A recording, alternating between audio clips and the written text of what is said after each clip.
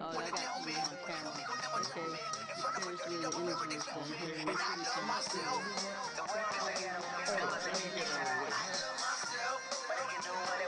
We first have to identify what has gone on from neocolonialism, the aftermath of slavery. When you were speaking about, did the trauma happen? Yes, it happened. Are we dealing with it? No. Are we blaming other people? Yes, we have blamed other people, but we also have to go back and look at it. And that's where I am. I want to go back.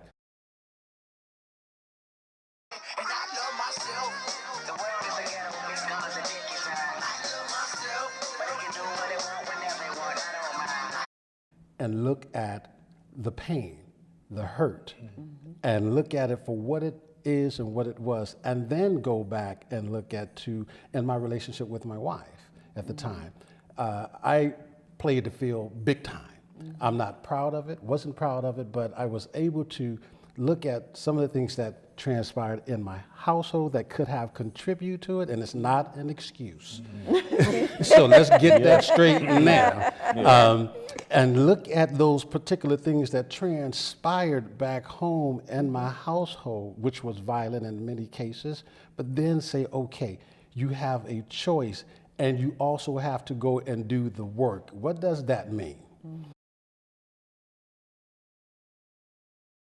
But once again, I had to deal with it. I mean, you know, when I said I was in a marriage, you know, great provider, terrible husband. Okay? Because I would, that's just keeping it real. I'm not, you know, pulling any punches. And we got people still out there doing exactly the same thing today. You know, and I'm talking to those who are in so-called successful relationships in marriage, and not so-called, but actually doing the work. How did they do the work? This is a world premiere. Okay, so, and I feel for those individuals that have gone through that, but there are women today walking around that have never dealt with that pain and say, okay, I'm ready to move forward to be in a loving relationship, but haven't dealt with that pain.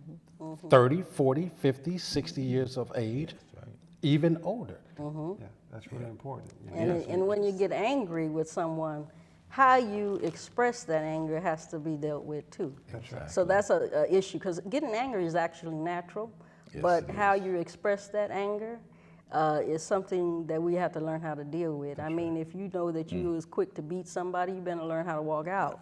You have to learn how to control yourself. And a woman, especially us sisters, man, we can cut a man down to nothing with just the way we speak to him. So we got to watch the way we speak to him and speak with them with more tenderness. Oh, don't you think that as African Americans, and I'm sure everybody is dealing with issues within their cultures, but Dr. George DeGruy speaks about the post-traumatic slave syndrome.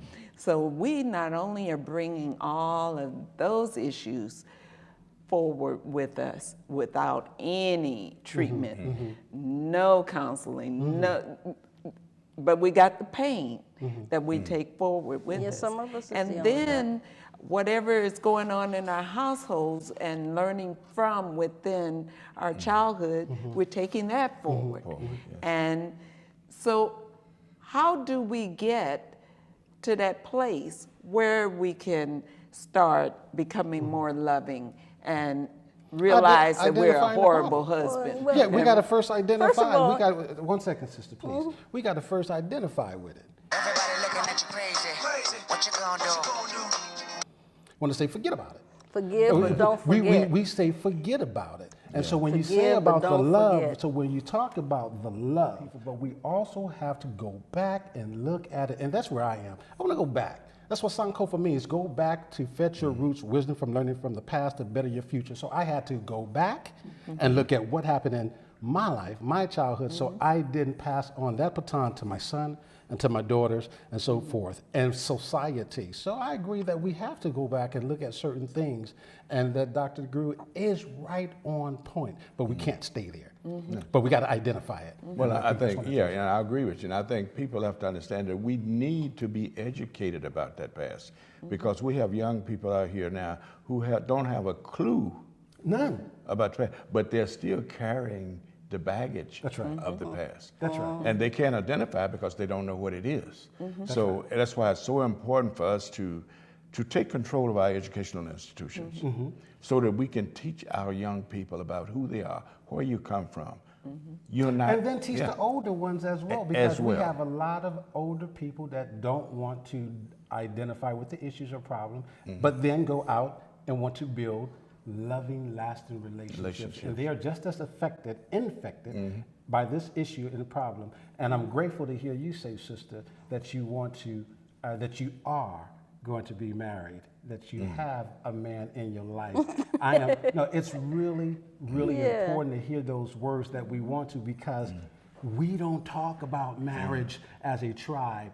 We don't talk about that. Why? Because in all areas of people activity, education, politics, labor, law, religion, sex, war, we're at the bottom. So to hear a black woman say that she wants to be married. Not really, I just want the man, but he want to marry me, so I just have to do that. I'm